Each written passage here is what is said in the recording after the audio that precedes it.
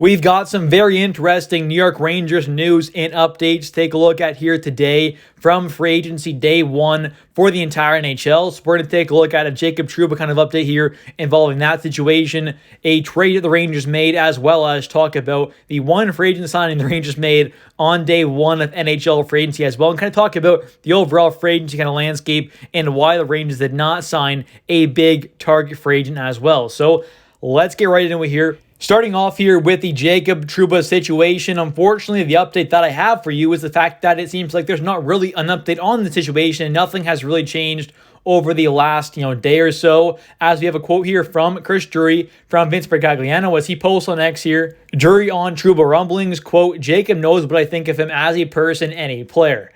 As for what's going on behind the scenes, trade possibilities, and the recent conversations, he said he's going to, quote, keep it private." And I think it'll be interesting to see whether or not we actually do see a Jacob Trouba trade. Personally, I want to see it happen. I think getting off that $8 million contract is what's best for this team going forward. He may be a good guy and a good leader and bring some physicality that this team definitely needs, but opening up that $8 million cap space could go a long way for this team. You go out there and acquire a very solid defenseman to replace him in free agency or possibly via trade. You go out there and add another kind of really good forward and another defenseman as well to figure out that kind of third D pair kind of left D spot. There's a lot of moves you could make, opening up $8 million more in cap space. We still got to re-sign guys like Lindgren and Schneider. That'll eat into the kind of cap space we have available right now. But going out there and getting rid of a guy like Jacob Trouba's $8 million cap hit, get that off the books there would be massive for this team. And hopefully we do see a trade happen with Jacob Trouba at some point throughout this offseason. But carrying on here and taking a look at kind of why I think the Rangers didn't go after some of those big name free agents that obviously got a pretty big payday and for a fairly long period of time as well. There's a lot of term given out on these big money deals for some guys who are on the wrong side of 30 there. They got a long-term deal and a lot of money as well. So we're going to talk about that now. I think a big thing, yes, there were a lot of great forwards and defensemen out there who could have been nice adds for this team. Top 4 caliber defensemen, top 6 caliber forwards.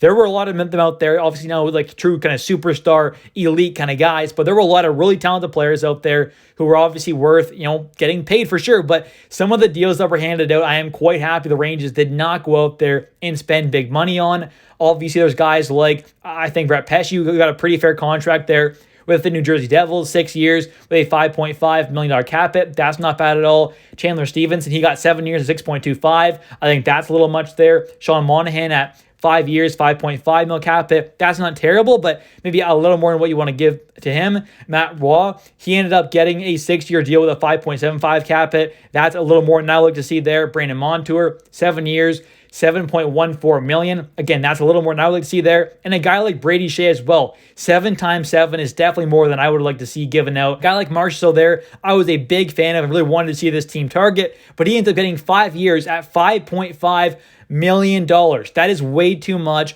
for what Marshall brings, obviously, and not necessarily right now, but in 3-4 years. This guy is already 33 years old. He turns 34 throughout this season. He's getting a 5-year deal. That is way, way too much. For a guy like him of his caliber, I think the $5.5 million cap hit is pretty good. But long-term wise, that contract's probably not going to look great. So I think there were a lot of good deals given out for sure. Some of them were good, but a lot of them were kind of overpays and maybe a couple of years extra that I would like to see the Rangers give out. So I think overall, Drury did a fine job of not going out there, overpaying some of these guys in free agency and giving them massive long-term deals where the cap hit and stuff like that long-term isn't going to look great. I'm not too mad about that. Were there some good deals out there? Like I said, yes, that I'm kind of upset that we didn't go after maybe, sure. But I think in general, Drury did a fine job of obviously not kind of maybe wanting to go long-term a lot of these deals as well. We have a lot of guys we're going to need new contracts going forward. Lafreniere, Igor, Keandre. Some of these guys are going to need big paydays, especially Lafreniere and Igor. Igor maybe wants more than 12 mil. So we're going to need a lot of money to open up in the future-wise. So that is definitely a fine thing, in my opinion, not go out there and overpay for a bunch of guys, although there were some pretty good contracts given out as well. And next up here, we're going to take a look at the 2 moves the New York Rangers made. The first one here, trading for Reilly Smith. It was a 2027 second rounder as well as a 2025 fifth rounder, which is going to be the lower of the 2 draft picks here between the Rangers and Wild fifth rounder that we own. So not too bad there. A second and a fifth is not too bad for Reilly Smith at 25% retained as well, which is kind of key there, saving an extra $1.25 million off his $5 million cap hit. So the cap hit comes down to 3.75 there. Not too bad at all. I think he is a pretty solid player. He's going to be a solid addition here to the squad. Could either play on that right wing side alongside Zibanejad and Kreider, or possibly on that third line, I think. He's going to be a pretty solid offensive producer there, especially at 5-on-5. At even strength there, we know that is kind of an issue with this team at moments, and he can definitely help with that, especially alongside guys like Kreider and Zibanejad, as he is more of a kind of playmaker, and that could work alongside them, or possibly in a depth scoring role as well. Would not be bad at all. He is also a pretty solid kind of 200-foot player, pretty solid defensively for a winger. Not an elite kind of Selke winning guy, but definitely not bad at all defensively. Can help on the PK as well. Penalty killing wise, he's not too bad. Is a phenomenal playoff performer as well. He's an elite playoff performer, produces at a very, very good level, has over 100 games played in the playoffs, won a cup with Vegas back in 2022, 2023. He's 6'1", 185 pounds, plays a physical game, can hit a bit. He's played pretty tough there. So I think overall, this is a good move here by the Rangers, and I think fills a couple of the needs. I mean, whether or not he is going to be that right winger to go alongside Kreider and Zibanejad, maybe we added another kind of talented guy to go up there, but either way, second or third line, whatever it is, he can fit in there in a pretty good spot. You know, good scorer, good at 5-on-5, 200-foot game, 6'1", 185 pounds. Not bad size at all. Plays quite physical. Great playoff performer, which is a need for this team as well. We've got some kind of guys who, don't play the best in the playoffs. This is someone who kind of ups their game to another level in the playoffs, which is very important. I think overall it should be a great veteran winger to add in here. I think should be a good fit on this team. Take a look at the stats, though, from this past season. Ended up putting up some pretty good numbers overall. Had 40 points, 13 goals, 27 assists in 76 games played with the Penguins on a not great team there.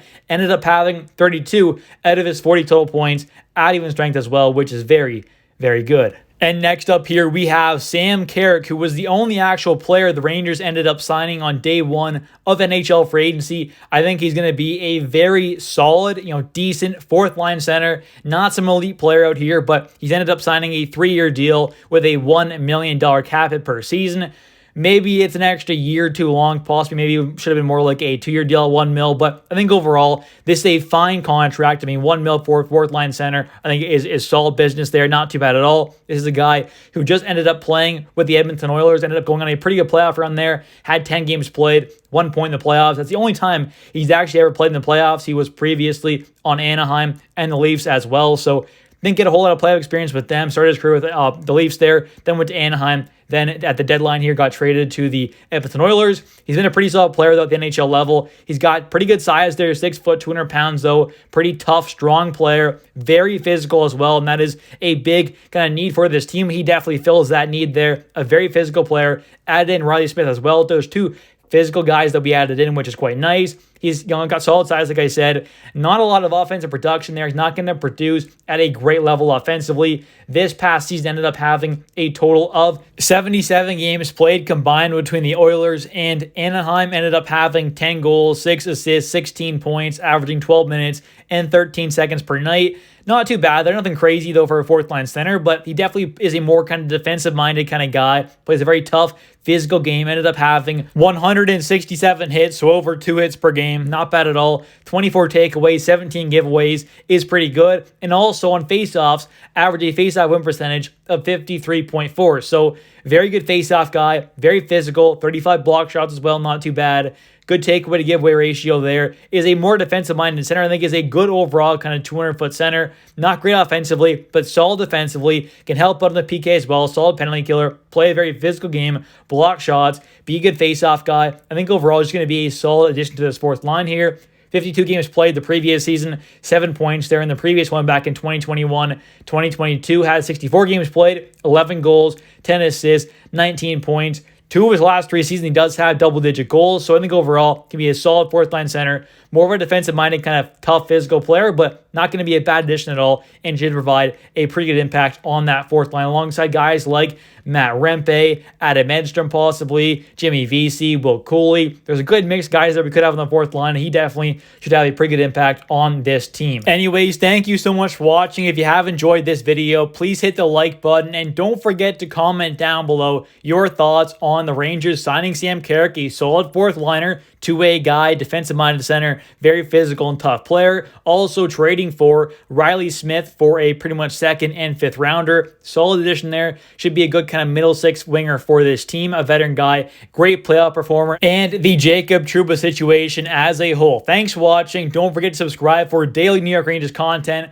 I'll catch you in the next one. See ya.